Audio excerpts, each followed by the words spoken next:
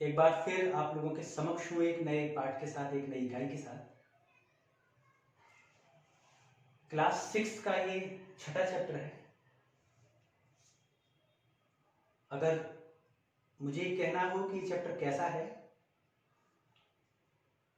तो ये आपके जंतु विज्ञान का एक आधार है। बहुत बड़ा चैप्टर है। लगभग पूरी बायोलॉजी का संक्षिप्त वर्णन, जैसे रामायण की कोई चौपाई होती है ना, जिसमें एक चौपाई में पूरी रामायण का सार छुपा हो, जैसे किसी कवि का एक गीत हो जिसमें पूरी रामायण छुपी हुई हो, तो ये पाठ, ये इकाई ठीक वैसे ही है। इसीलिए इसे बहुत ध्यान से पढ़ा जाएगा और ध्यान से पढ़ने की कोई आवश्यकता नहीं है, बस आप मुझे सुनते रहें। और मैं दावा करता हूं कि जंतु विज्ञान से आपका एक ऐसा संबंध, एक ऐसा रिलेशन बन जाएगा, आपको आगे चलकर भविष्य में कभी भी जंतु विज्ञान से डरने की आवश्यकता नहीं रह जाएगी। तो काफी बड़ा चैप्टर है। हालांकि मुझे क्या क्या पढ़ाना है ये एक बार में तो आया भी नहीं है, तो इसको पूरा किया जाएगा और प्रश्नोत्तर वगैरह अंत में जरूर मिलेंगे इसके। इसलिए आप लोगों से निवेदन है कि आप लोग अपनी कॉपीज वगैरह, जो भी क्लास वर्क की कॉपीज हैं, उनको पूरी तरीके से मेंटेन करें, क्योंकि हमारा उद्देश्य और लोगों से बहुत अलग काम करना है और हम वो करेंगे। तो इसलिए आप लोग मेरा साथ दें। अगर आप लोगों का साथ होगा तो राहें बहुत आसान हो जाएंगी। तो चलिए, और एक निवेदन ये भी है कि जैसे हर वीडियो पे बहुत सारे बच्चे, जो छात्र छात्राएं हैं, सिर्फ उत्तर प्रदेश के ही नहीं, और भी जो बहुत सारी स्टेट्स हैं हमारी, वहां से भी मुझे मैसेज कर रहे हैं कि सर ये वाला चैप्टर पढ़ा दीजिए, वो वाला पढ़ा दीजिए। तो उनसे मेरा निवेदन है कि मैं एक सीक्वेंस लेकर चल रहा हूँ। हर सब्जेक्ट का मैं हर चैप्टर पढ़ाऊंगा और पूरी तरीके से पढ़ाऊंगा। दावा करता हूँ कि कोई भी चीज नहीं छोड़ी जाएगी। अगर आप सिर्फ ये वीडियो देखते रहे तो आप ये समझिए कि आपने अपनी जिंदगी की बहुत सारी कठिनाइयों को पार कर लिया। तो बस आपको सिर्फ इतना करना है कि आपको जब ये वीडियो आए तो इसे स्वयं भी देखना है, और आप ही के जो साथी दोस्त हैं उन्हें भी अपने फोन में दिखाना है, क्योंकि मेरा उद्देश्य सिर्फ आप तक पहुंचना नहीं है, हर उस छात्र तक, हर उस व्यक्ति तक पहुंचना है जो पढ़ाई से वंचित है। और यही मेरा संकल्प था, है और हमेशा रहेगा। तो चलिए, जीव जगत क्या है, पहले टाइटल से इत्तेफाक कर लेते हैं कि जीव जगत क्या होता है। हम जिस संसार में रह रहे हैं उसमें दो तरीके की चीजें हैं, या तो जड़ है या चेतन है। जड़ और चेतन क्या है? जड़ वो तत्व है जिसमें कुछ गुणों की कमी होगी।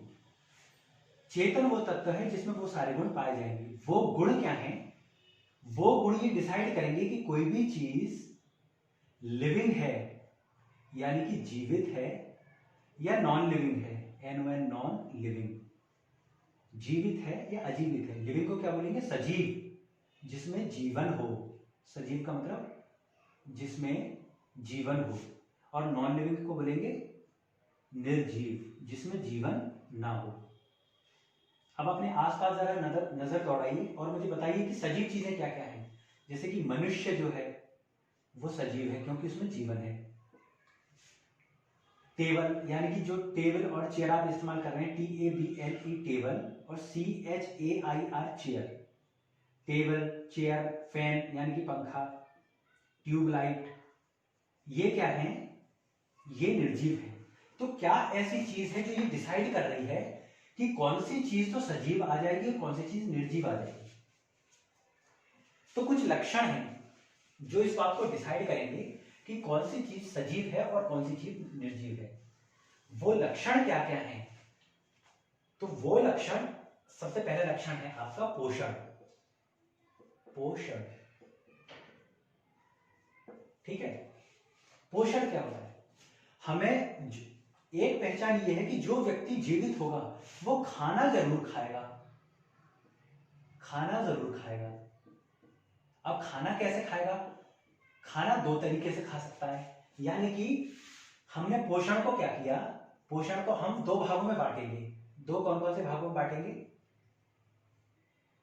एक तो स्वपोषी, स्वपोषी, यानी कि वो, और एक हो जाएंगे परपोषी। स्पेलिंग गलत हो सकती है, कोई दिक्कत नहीं है।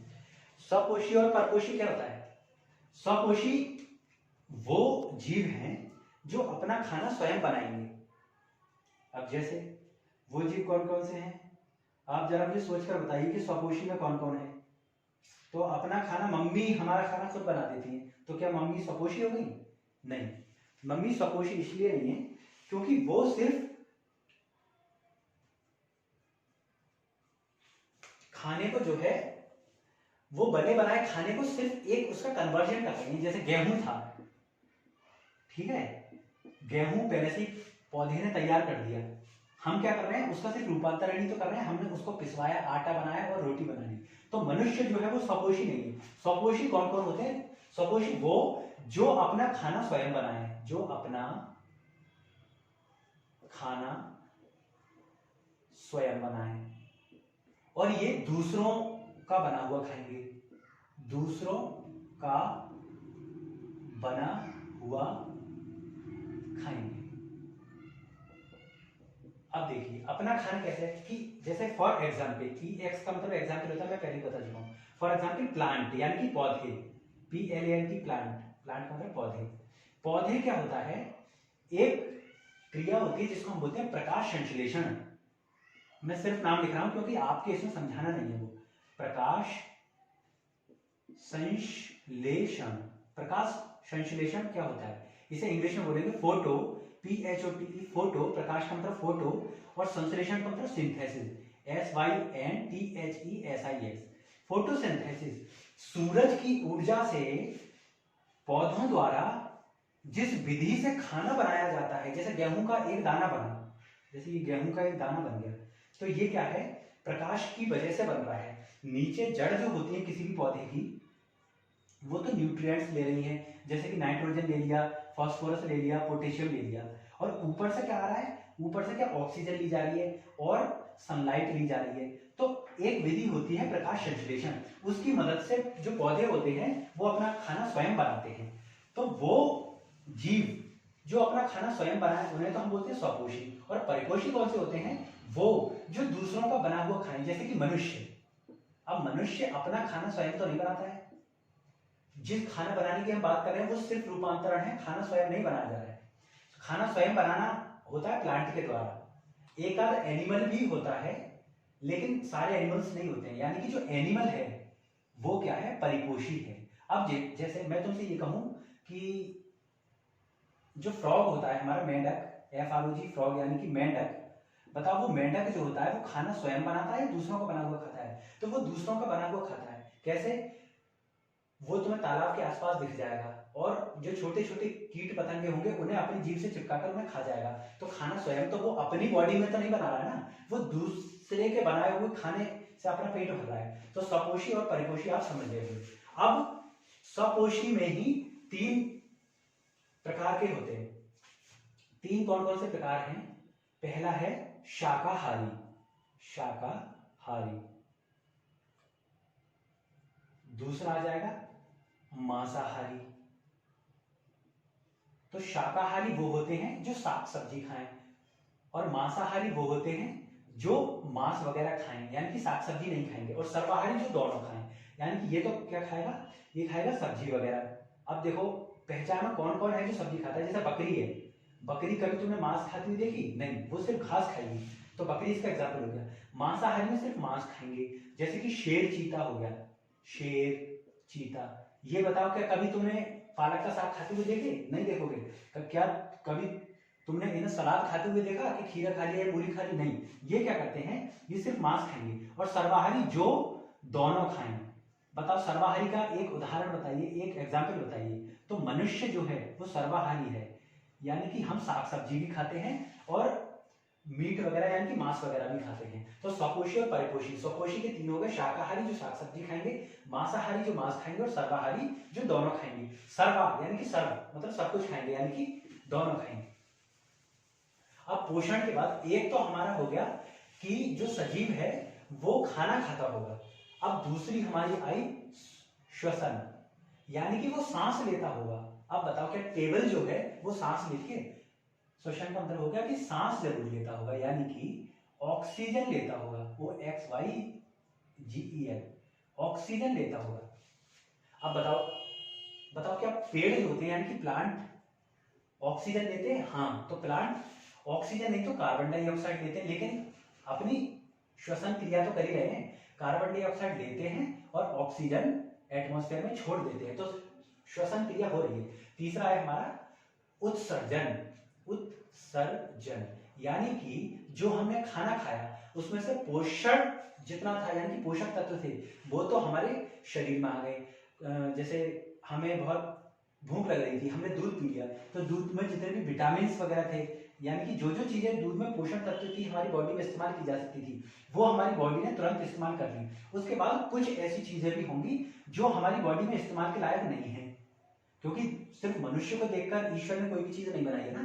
अब जैसे पालक है, पालक में कुछ तत्व ऐसे हैं जो हमारी ह्यूमन बॉडी में, हमारे मनुष्य के शरीर में इस्तेमाल किए जाते हैं, कुछ ऐसे हैं जिन्हें सिर्फ जो बाकी एनिमल्स हैं जैसे कि बकरी वगैरह है वो इस्तेमाल कर सकते हैं।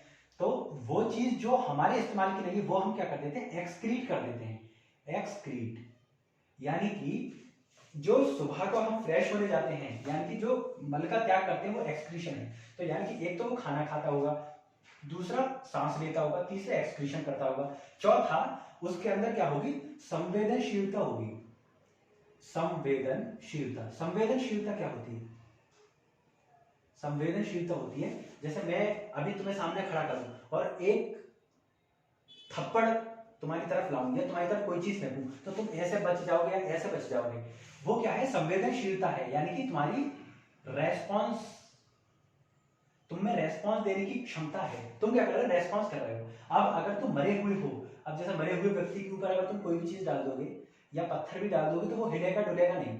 अब जैसे हमारे यहाँ एक पौधा होता है हम जिसे बोलते हैं touch me not, touch me not यानी कि छुई मुई। अगर उस पौधे को तुम छू लोगे तो वो तुरंत सिकुड़ जाता है, पहले तो उसकी पत्तियां ऐसा करके होती हैं, ठीक है, कुछ कुछ ऐसे ही दिखेगा वो पत्ता। जैसे ही तुम उसे छू लोगे तो वो क्या हो जाएगा, इस तरीके से मुरझा जाएगा तुरंत।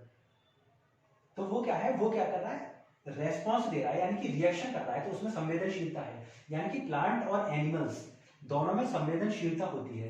अगर हम ये सोचें कि भैया पेड़ की पत्ती जब मन चाहे हम तब तोड़ सकते हैं, तो तुमने बड़े बुजुर्गों को कहते हुए सुना होगा कि रात के समय पेड़ की पत्तियां नहीं तोड़नी चाहिए। वो क्यों कह रहे हैं, क्योंकि पेड़ों में भी जीवन है।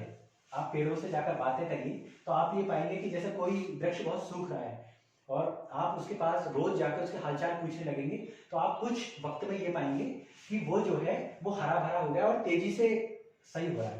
अब अगला हमारा पॉइंट है वृद्धि।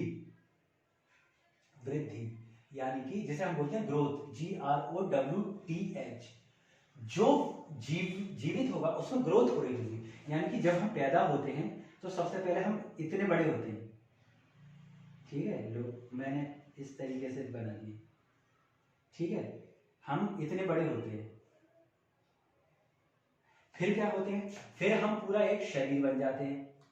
यानी कि फिर क्या होगा, हमारा पूरा शरीर बन जाएगा। अब ये क्या हो रहा है, यानी कि हम इतने थे और इतने हो गए, तो ये इसमें वृद्धि हो रही है। वृद्धि कैसे हो रही है कि जो हमारे मानव शरीर में सेल्स हैं, आगे आएगा कोशिका में बताऊंगा, उन सेल्स में क्या है, जो हम खाना खा रहे हैं वो उन सेल्स में जमा हो रहा है और सेल का साइज जो है वो बढ़ता जा रहा है। पहले सेल इतनी थी, फिर यही सेल डिवाइड करके साइज तो इतना ही रहेगा, लेकिन 1 की 2 हो जाएंगी, 2 की 4 हो जाएंगी, 4 की 6 हो जाएंगी, ठीक है। तो सेल्स जो है अपना नंबर और लगभग साइज भी कभी कभार बढ़ाती हैं, तो उनकी क्या है, इंक्रीमेंट होती चली जाएगी, इसलिए हमारी वृद्धि हो रही है। और अगला है प्रजनन। प्रजनन क्या होता है, प्रजनन का मतलब होता है रिप्रोडक्शन, RE री और प्रोडक्शन PRODUCTION, रिप्रोडक्शन। यानी कि इस दुनिया में आकर अपने जैसों को पैदा करना प्रजनन कहलाता है, रिप्रोडक्शन कहलाता है। इस दुनिया में आकर अपने जैसों को पैदा करना प्रजनन कहलाता है। जैसे तुमने चीता देखा होगा, चीता, नर और मादा चीता जब आपस में मिलते हैं उसके बाद एक छोटा शावक पैदा होता है, तो वो छोटा शावक क्या है, चीते का ही तो छोटा रूप है, फिर वो बड़ा हो जाएगा, फिर वो किसी मादा के साथ सहवास करेगा, उसके बाद एक और शावक पैदा होगा।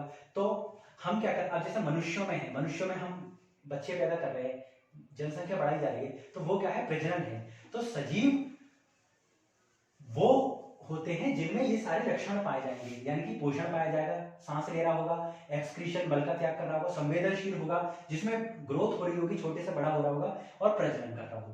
अब सजीव और निर्जीव में क्या अंतर होते हैं, अब इनमें अंतर क्या है सजीव और निर्जीव में? तो वो जीव जिनमें ये सारे लक्षण पाए जाएंगे वो तो सजीव कहलाया जाएगा, और जिनमें ये सारे लक्षण नहीं पाए जाएंगे वो निर्जीव कहलाया जाएगा। अब अगला है कोशिका। कोशिका अंग्रेज बन जाते हैं, इसको बोलते हैं सेल, CELL, सेल। अंग्रेजी में भी आप तुरंत, इंग्लिश में जो है वो तुरंत याद कर लिया करें, क्योंकि जब आप इंग्लिश में याद कर लेते हैं तो इस बात का पूरा यकीन हो जाता है कि आप जो है वो सब तरीके से मेहनत करने के लिए बाध्य है। तो कोशिका क्या होता है, देखो जब ये पृथ्वी शुरू हुई तो ईश्वर ने क्या किया, सबसे पहले एक सेल दी, एक सेल ने अपने आप को बीच में से इस तरीके से डिवाइड कर दिया, वो बन गई 2 सेल। इन 2 सेल ने अपने आप को दोबारा बीच में से डिवाइड किया, तो ये इस वाली की 2 ये बन गई, और इस वाली की 2 ये बन गई, ठीक है। अब ये भी डिवाइड करेगी अपने आप को, तो 2 तो इसकी बन जाएंगी, ये वाली डिवाइड करेगी, 2 इसकी बन जाएंगी, ये वाली डिवाइड करेगी, 2 इसकी बन जाएंगी, और जब ये वाली डिवाइड करेगी तो 2 इसकी बन जाएंगी, ठीक है। अब देखो ऐसे ही ये वाली 2 में बट जाएगी, फिर ये वाली 2 में, फिर ये वाली 2 में, ये वाली भी 2 में बटेगी, ये वाली भी, ये वाली भी, ये वाली भी, और ये वाली भी। इस पूरे प्रोसेस को हम बोलते हैं सेल डिवीजन, CELL, सेल यानी कि कोशिका का विभाजन, और डिवीजन यानी कि DIVISION। ये तुम्हारे याद रखने की चीज नहीं है, लेकिन मैं बता रहा हूं, यानी कि कोशिका विभाजन, ठीक है, विभाजन हो रहा है इसका, यानी कि डिवाइड हो रही है, विभाजित हो रही है, हर एक कोशिका 2 में डिवाइड हो रही है। ईश्वर ने सबसे पहले एक सेल से शुरुआत करी, ये अपने आप बढ़ती चली गई। जैसे अगर मैं मानव शरीर की बात करूं तो हमारी एक सेल तो जो होती है वो मम्मी से आती है, और दूसरी हमारी आती है पापा से। तो ये आदि मिलकर कुछ गुण तो हमारे मम्मी के आए और कुछ हमें आए पापा के, ठीक है। तो ये एक पूरी सेल बन जाती है। अब यही सेल क्या करेगी, अपने आप को इस तरीके से डिवाइड करती जाएगी, यानी कि सबसे पहले दिन इतना होगा, यानी कि एक सेल हुई, उसके बाद पूरा मनुष्य बन जाएगा। लो मैंने पूरा मनुष्य बना दिया, ठीक है, हल्का फुल्का से बना रहा हूं मैं ताकि तुम लोग डरो ना, तुम डर भी तो जाते हो, यानी कि पूरा मनुष्य बन जाएगा ये। तो एक सेल से जब पूरा मनुष्य बन रहा है तो किसके कारण बन रहा है, सेल की डिवीजन के कारण। अब तुम देखो एक सेल के अंदर वो सारी चीजें होती हैं जो पूरे मानव शरीर में होती है, यानी कि उसमें पोषण भी होगा, वो सांस भी ले रहा होगा, उत्सर्जन भी हो रहा होगा, संवेदनशीलता भी होगी, वृद्धि भी हो रही होगी, और प्रजनन भी हो रहा होगा। देखो ये डिवीजन प्रजनन ही तो हो रहा है, अपने जैसे को क्रिएट कर रहा है ना, ये प्रोड्यूस कर रहे हैं, तो देखो प्रजनन हो रहा है। यानी कि कोई मनुष्य का पूरा शरीर बन जाए उसके लिए जरूरी है कि एक सेल में सारी चीजें होनी चाहिए, यानी कि वो एक सेल जो है वो जीवित होनी चाहिए, यानी कि सजीव होनी चाहिए।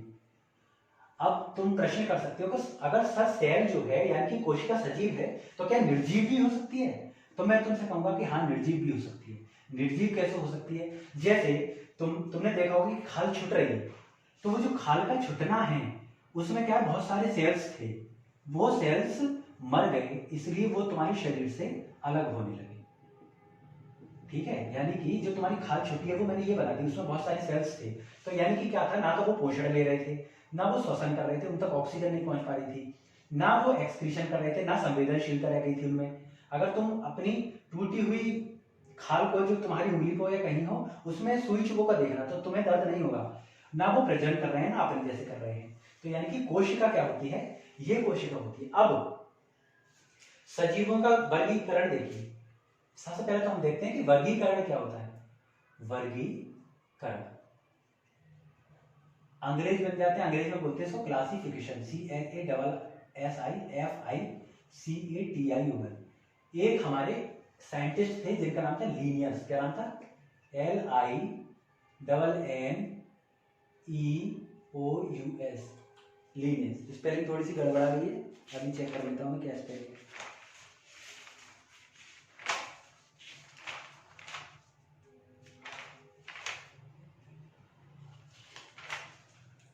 कोई दिक्कत नहीं है, लीनियस की एक आई और बीच में आएगा शायद, जहाँ तक मेरा ख्याल है NI, ठीक है, इसी तरीके की कोई स्पेलिंग है। हाँ, तो लीनियस जो थे उन्हें क्लासिफिकेशन का पिताजी कहा जाता है, यानी कि father of classification. Spelling check कर लेना, इंग्लिश में मुझे पूरी तरीके से याद नहीं। फादर ऑफ क्लासिफिकेशन कहलाते हैं। तो वर्गीकरण और क्लासिफिकेशन क्या होता है?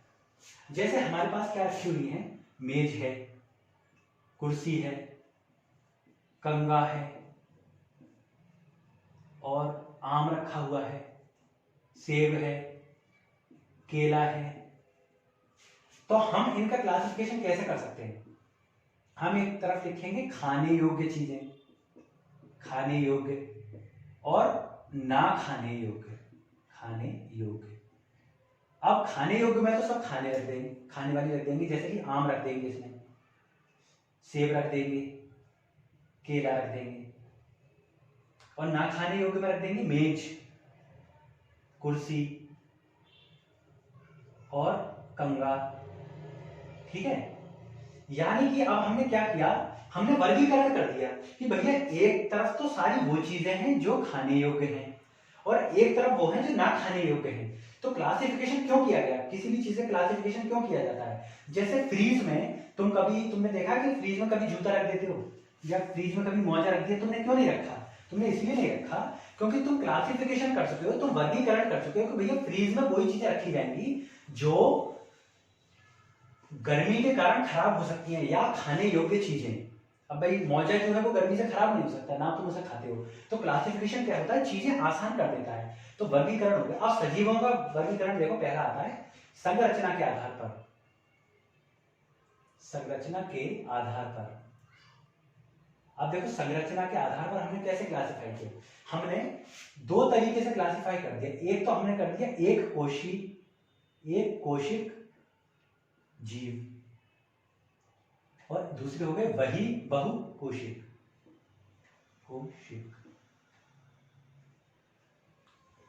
एक कोशिक यानी कि एक कोशिक का मतलब सेल, यानी कि सिंगल सेल, जिनमें सिर्फ एक ही सेल हो।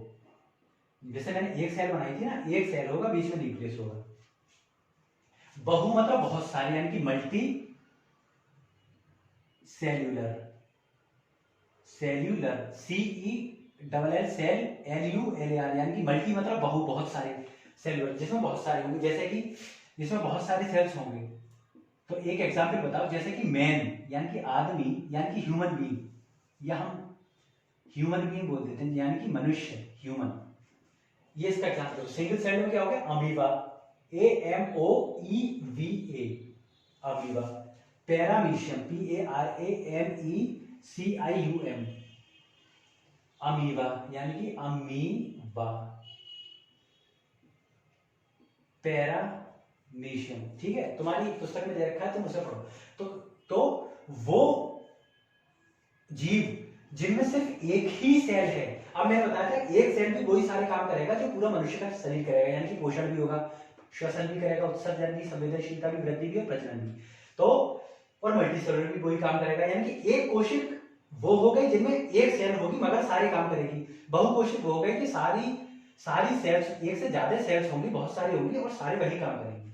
अब हम आते हैं मेरुदंड के आधार पर।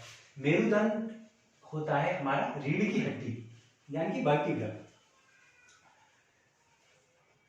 अगला है हमारा मेरुदंड के आधार पर, ठीक है। मेरुदंड के आधार पर दो तरीके के हो गए। हमने कौन कौन से दो तरीके कर दिए? पहला तो हो गया कशेरुकी,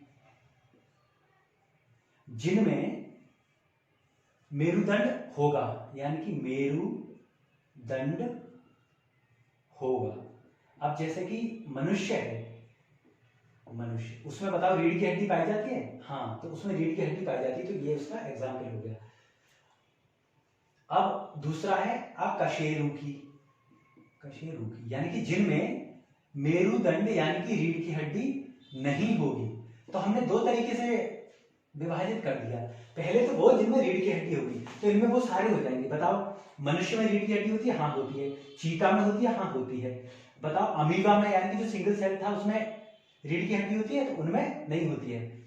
इनवर्टिब्रेट्स के और सारे एग्जाम्पल, यानी कि इन्हें तो हम बोलेंगे वर्टिब्रेट्स, जिनमें वर्टिब्रा प्रेजेंटर नोटोकॉर्ड से आए, इनमें इनवर्टिब्रेट्स बोलते हैं। ये आगे की चीजें इसीलिए तुम्हें याद रखने की आवश्यकता नहीं है, क्योंकि तुम छठी क्लास में हो। तो कशेरुकी और अकशेरुकी। आगे हैं प्रजनन के आधार पर। तो प्रजनन के आधार पर क्या होता है? प्रजनन का मतलब अपने जैसों की उत्पत्ति करना। तो दो तरीके के हो गए। एक तो वो जीव हो गए जो अंडे देते हैं, अंडयुज। जैसे कि कोई चिड़िया है तो वो अंडा देगी, या सीधे चिड़िया बच्चा दे देती है? नहीं देती है। और एक होता है जरायुज, यानी कि जो सीधे बच्चे ही देंगे। अब अंडयुज का मतलब देखो, अंडा आ रहा है यानी कि अंडा देंगे। ये पहले अंडा, ये अंडे देंगे, अंडे में से बच्चा निकलेगा, और ये सीधे बच्चा देंगे। तो अंडयुज तो वो हुए जो पहले अंडा देते हैं, उसमें से हैचिंग होगी, बच्चा निकलेगा। जरायुज में सीधे बच्चे। जैसे कि अंडयुज के एग्जाम्पल मुझे बताओ, क्या एग्जाम्पल हो सकता है? अंडयुज का हो सकता है पक्षी। सारे पक्षी जो है वो लगभग सारे अंडा देते हैं। और बच्चा कौन कौन दे रहा है? जैसे शेर, चीता, मनुष्य, शेर, चीता। ठीक है। अब वास के आधार पर, यानी कि हम रहने के आधार पर एक बार ये देखेंगे कि रहने के आधार पर हमने कैसे विभाजित किया।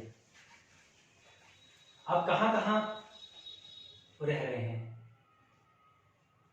वास के आधार पर। ठीक है। सबसे पहला है जलीय, यानी कि वो जो जल में निवास करते हैं, यानी कि जो जल में रहेंगे। अब बताओ, जल में कौन कौन रहता है? मछली। ठीक है, मछली जल में रहती है, तो वो जलीय हो गए। दूसरा है वायवीय, यानी कि जो वायु में रहते हैं। देखो, नाम से ही सब चीज जो है वो तुम्हें पता लग जाएगी। और एक होता है एम्फीबियंस, यानी कि उभयचर, उभयचर। अब जलीय तो वो हो गए जो जल में रहते हैं, वायवीय जो वायु में रहते हो, यानी कि आकाश में रहते हो। ठीक है। आकाश में कौन कौन रहता है? जैसे पक्षी। पक्षी क्या है? आकाश में ही रहते हैं ज्यादातर।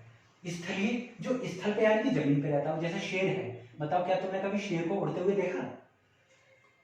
तुमने शेर को उड़ते हुए नहीं देखा होगा, मनुष्य को उड़ते हुए नहीं देखा होगा। जिस मनुष्य को उड़ते हुए देखा होगा वो एरोप्लेन में उड़ रहा है, तो वो वैसे उड़ता नहीं है, यानी कि जो जमीन पे रहते हैं। अब कुछ ऐसे होते हैं जो जमीन पे भी रहते हैं और पानी में भी रहते हैं। तो वो जो जमीन प्लस पानी यानी कि दोनों में रहते हैं, उन्हें हम उभयचर कहते हैं।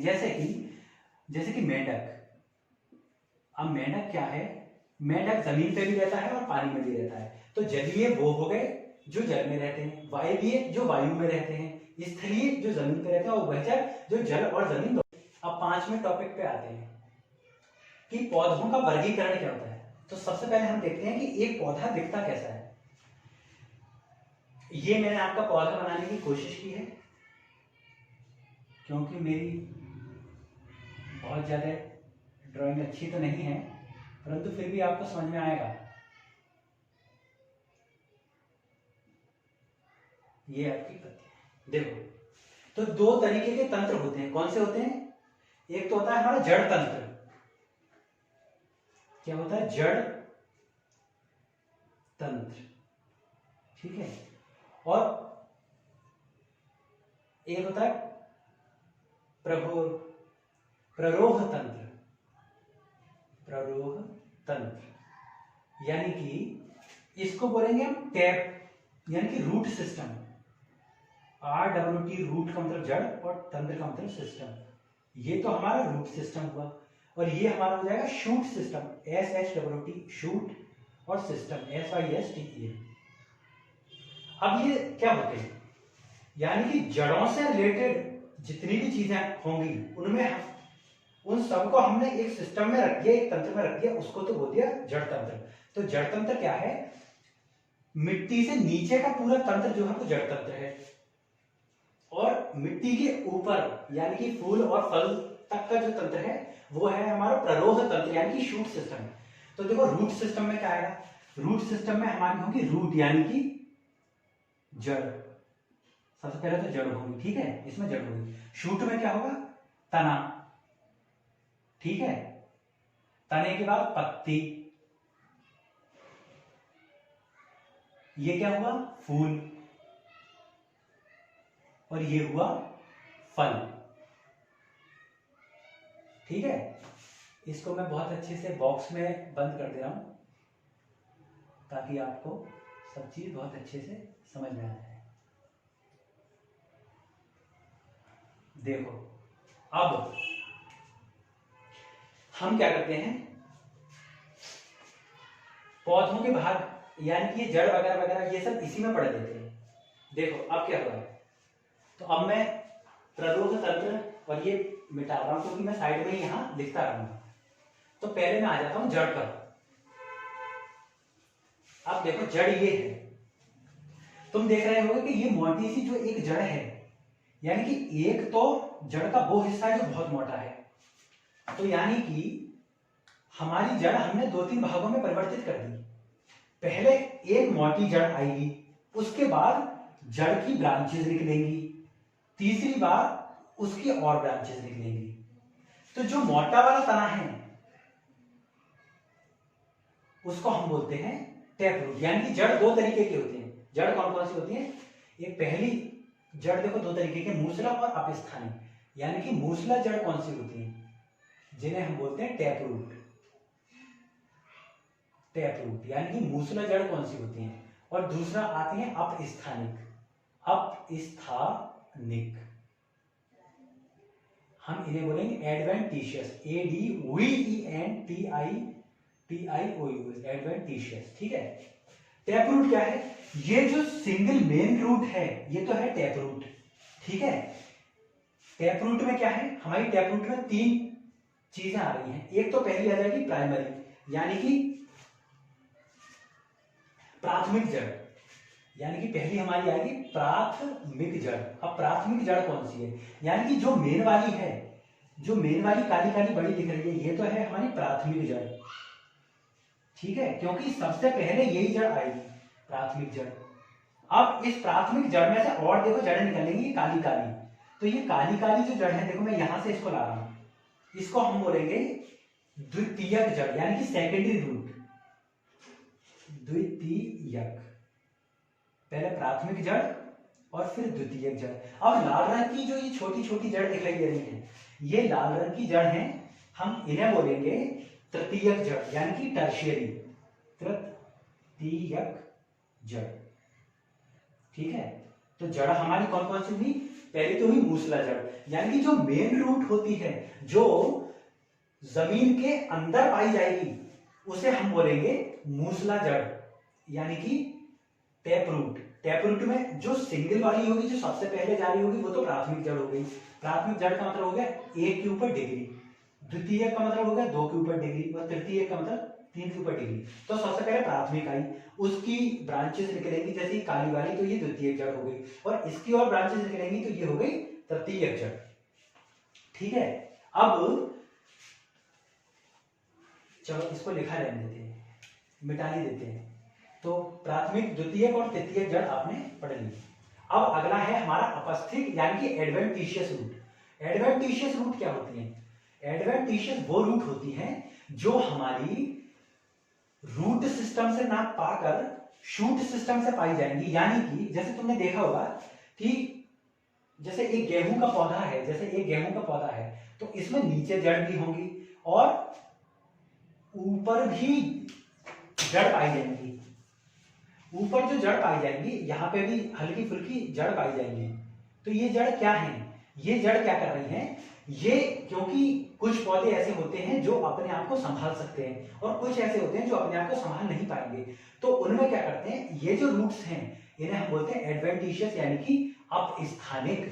अपस्थानिक यानी कि किसी दूसरे स्थान से आ रहे हैं, अपस्थानिक। अब मुझे ये बताओ, अपस्थानिक का एक आध एग्जाम्पल बताओ। तो अपस्थानिक रूट का एक आध एग्जाम्पल जैसे कि गेहूं के पौधे में पाई जाएगी अपस्थानिक रूट, और टैप रूट सिस्टम किसमें पाया जाएगा? टैप रूट सिस्टम हमारा सीधे साधे किसी भी पेड़ में पाया जाएगा।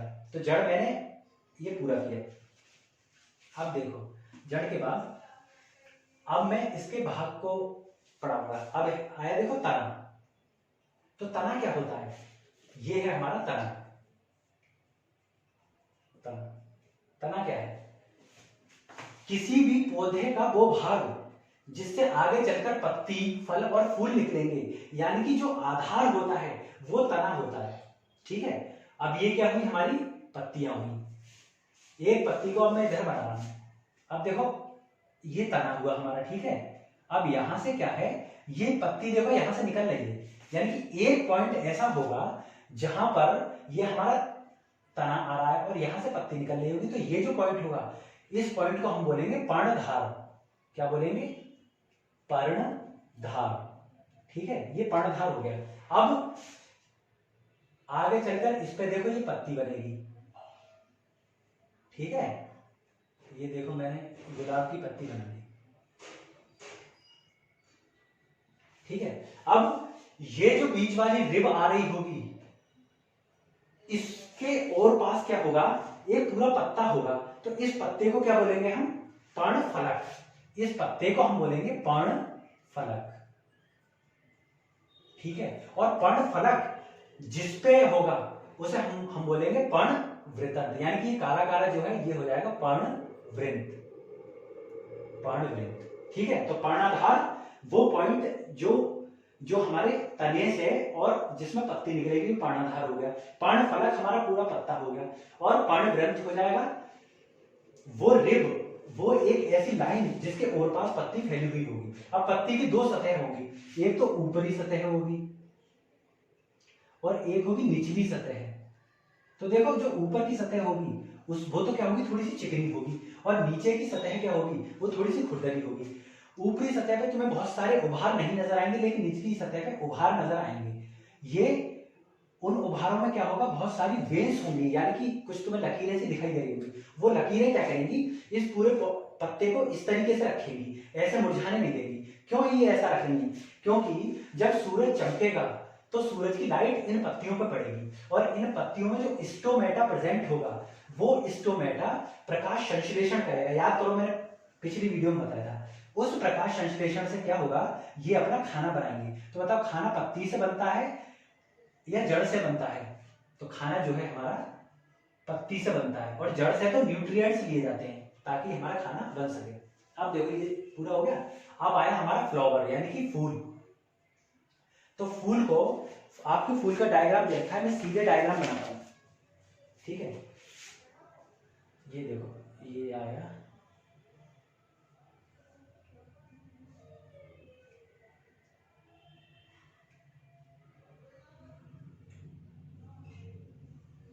ठीक है,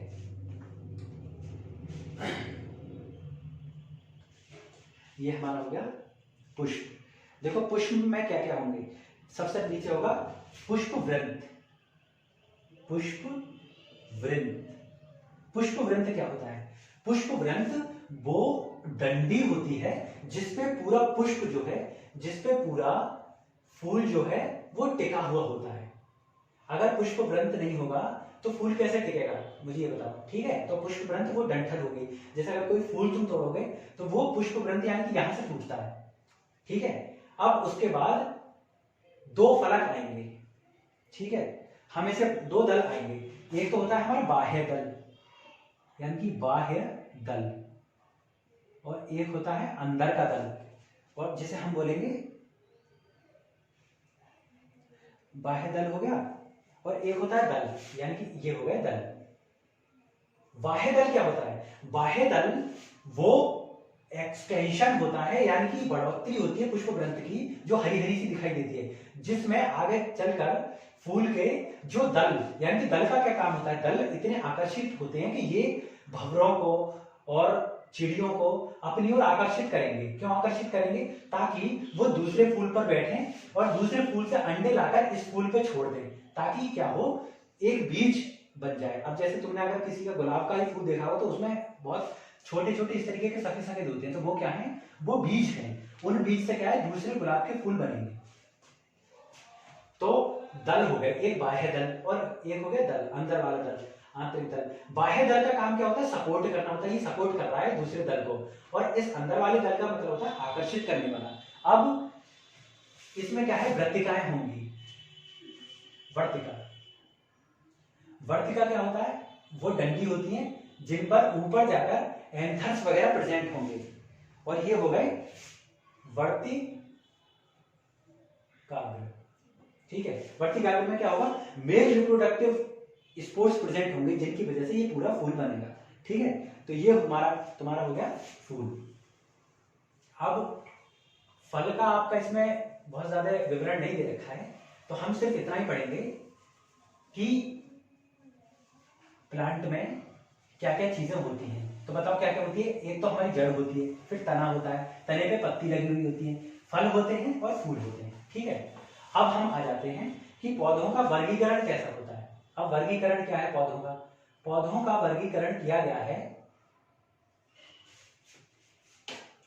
पुष्प के आधार पर दो तरीके के होते हैं। एक तो पुष्पी पौधे और एक होते हैं अपुष्पी। अब पुष्पी पौधे कौन होते हैं, वो पौधे जिनमें पुष्प पाया जाएगा, उन्हें तो हम बोल देते हैं पुष्पी। ठीक है, यानी कि जिनमें पुष्प पाया जाएगा। पुष्प के साथ और क्या क्या होगा, पुष्प के साथ होगा हमारा जड़ भी होंगी, तना भी होगा। यानी कि अगर फूल है तो आप ऐसे समझ के देखो कि फूल में क्या होंगे, बीज होंगे, वो बीज जाएगा तो जड़ भी निकलेगी, तना भी निकलेगा, फिर उसमें फूल होगा, फिर फल होगा। अपुष्पी जिनमें जड़, तना, पुष्प वगैरह वगैरह नहीं प्रेजेंट होंगी, जड़, तना आदि नहीं प्रेजेंट होंगे। ठीक है, अब तो पुष्प के एग्जाम्पल कौन से हैं, तो पुष्पी वालों को हम बोलते हैं फ्लावरिंग प्लांट्स, यानी कि जिनमें फ्लावर्स हो, FLOWERING फ्लावरिंग प्लांट्स। इंग्लिश में भी मैं बताता हुआ चल रहा हूं। और अपुष्पी वाले हो जाएंगे non flowerings, non, FLOWERING non flowering plants. ठीक है, फ्लावरिंग प्लांट्स कौन कौन से, जैसे आम का है, आम में ये सारी चीजें प्रेजेंट होती हैं। ठीक है, नींबू का हो गया। नॉन फ्लावरिंग प्लांट्स कौन से होंगे, मॉस, कवक का मतलब फंजाई। तुमने देखा होगा ना, ब्रेड पे जो सफेद सफेद सी आ जाती है उसे हम फंजाई बोलते हैं। ब्रेड पे आ जाएगी ये, BREAD, ब्रेड पे सफेद सफेद फंगस टाइप की मिल जाती है ना, जिसे हम बोलते हैं फफूंदी। और कवक शैवाल, यानी कि एलगे का मतलब होता है काई। नल के आसपास अगर तुमने काई देखी हो तो वो काई। अब इनमें क्या, जड़ नहीं होगी, तना नहीं होगा, फूल नहीं होंगे और फल नहीं होंगे, तो ये अपुष्पी हो गए और पुष्पी ये हो गए। अब हमने आकार के आधार पर वर्गीकरण किया। आकार के आधार पर हमने कैसे वर्गीकरण किया कि 3 तरीके के मान लिए हमने। कौन कौन से, शाख, झाड़ी और वृक्ष। तो आकार के आधार पर देखो आप, आकार के आधार पर, ठीक है, आकार के आधार पर कौन कौन से हैं। पहले तो आगे शाख, झाड़ी और वृक्ष। अब बताओ शाख क्या है, यानी कि जो 1 मीटर से छोटे हो और जमीन पे ही रहे, वो तो हमारे शाख में आते हैं। ये 2 से 4-5 मीटर तक लंबे होंगे। और वृक्ष तो हमारे पूरे लंबाई में होंगे, यानी कि 5-6 मीटर तक हो सकते हैं।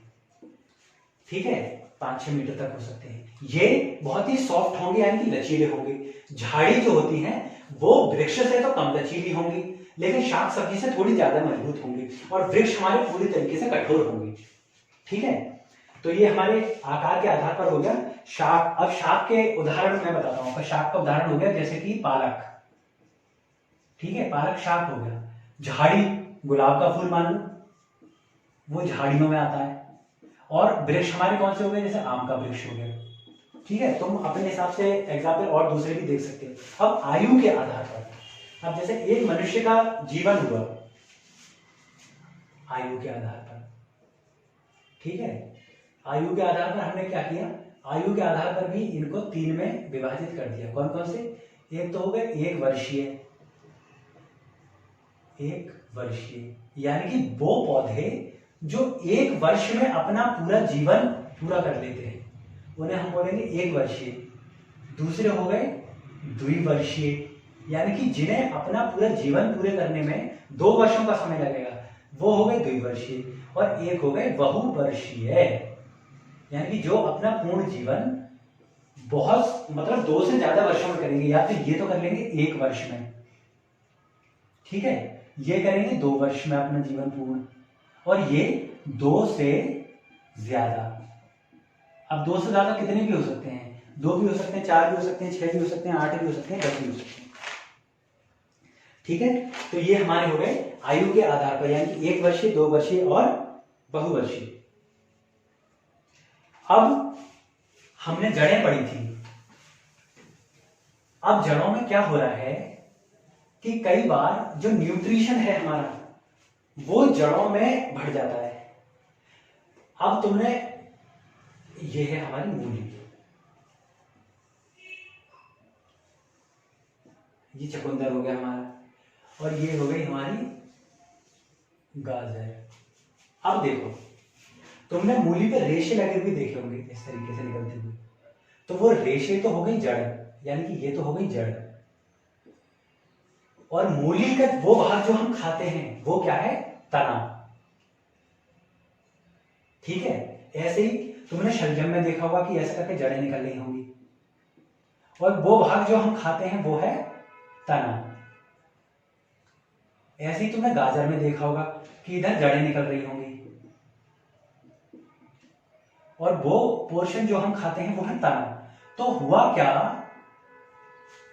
कि हमारा तना जो है, यानी कि ये जो तना था उसने क्या किया, जो जमीन से पोषण उसने लिया, और जो सनलाइट की मदद से उसने जो खाना बनाया वो ना तो रूट में उसने भरा ना फल में भरा, उसने क्या किया, तने में स्टोर कर लिया।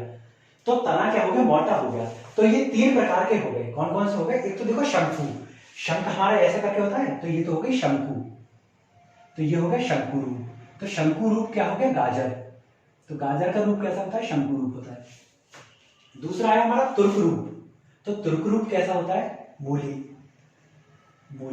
यानी कि तुर्क रूप में क्या होगा, बीच में तो मोटा होगा। अब देखो बीच में मोटा है ये, और साइड में क्या है, पतला है। और तना क्या होता है, बिल्कुल गोल रूप में हो जाएगा, तो उसे हम बोलेंगे कुंभी रूप। कुंभी रूप को हम क्या कहते हैं, चकुंदर, ठीक है। तो ये हमारे हो गए तुर्क रूप, कुंभी रूप और शंख रूप। अब इसी तरीके से इनमें जड़ में नहीं भरा था, लेकिन कुछ चीजें ऐसी होती हैं जिनमें जड़ में भर जाता है। वो कौन कौन सी, जैसे कि तुमने शलजम खाई होगी, खाई है। अब शलजम क्या है, शलजम देखो इस तरीके से बहुत सारी वो होती हैं, गुच्छा टाइप का दिखाई देगा, और ये ऐसा करके जा रही होंगी। तो ये क्या है, ये हमारी जड़ है। यानी कि शलजम में क्या हो रहा है, शलजम में क्या हो रहा है, जड़ में वही सारा पोषण तत्व जो है वो जड़ में भर गया है। तो शलजम वो होते हैं, इनको हम बोलते हैं पुलकित जड़ें, यानी कि शलजम में कैसी पाई जाएंगी, पुलकित जड़ें। और एक अगला होता है शलजम नहीं, डहेलिया, शलजम नहीं, डहेलिया, ठीक है। अगली हमारी होती है शकरकंद, और इसी तरीके से जो है वो शकरकंद होगी, शकरकंद ऐसे करके होगी, और उसमें इस तरीके से जड़ें पाई जाएंगी। तो शकरकंद में हमारी कौन सी होती है, कंदिल जड़ें। तो ये हमारा चैप्टर पूरा हुआ। इसके बाद प्रश्नोत्तर होंगे, आप इसे बहुत प्यार से सुने, और एक बार से ज्यादा सुनने तो शायद आपको और अच्छे से समझ में आ जाएगा। पूरा चैप्टर मैंने समझा दिया है। 2 भागों में ये चैप्टर आएगा क्योंकि थोड़ा सा बड़ा है, और आप लोगों से निवेदन है कि इसे दूसरों के साथ शेयर करें।